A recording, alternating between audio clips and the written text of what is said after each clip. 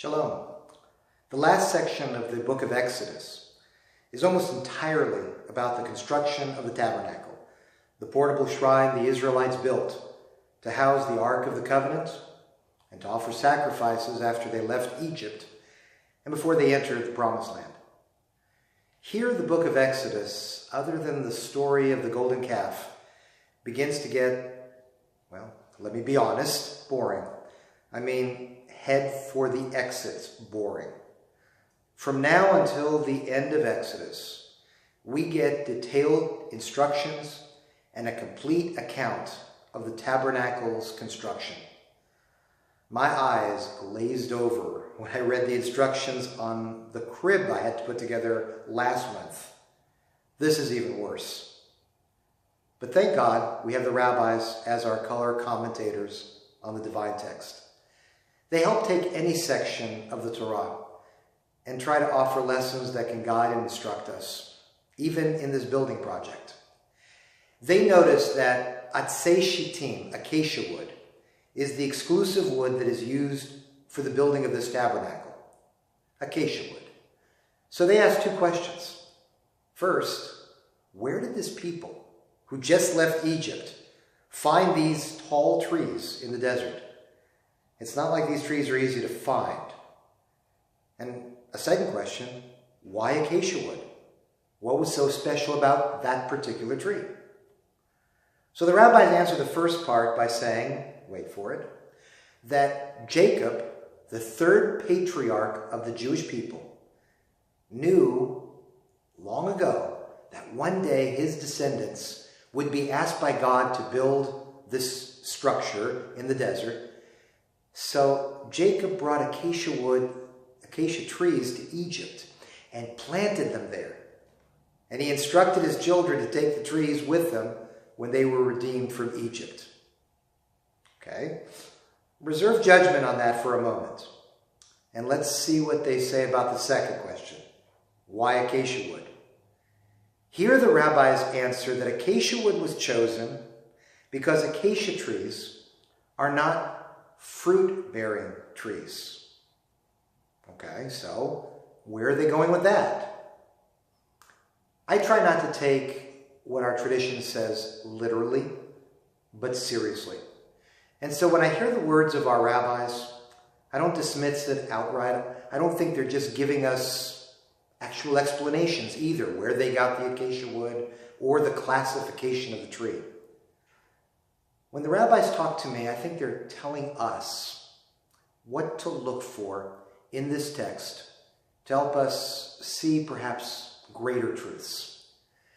And so for your consideration, I want you to take these two wild interpretations and blend them together for a message about contemporary religious living.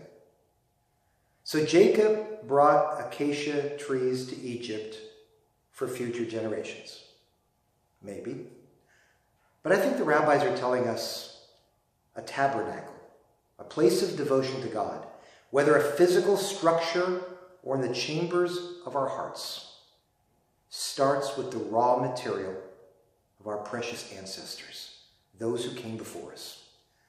While change is sometimes necessary and often a good thing, when it comes to faith, we don't always need to reinvent the wheel.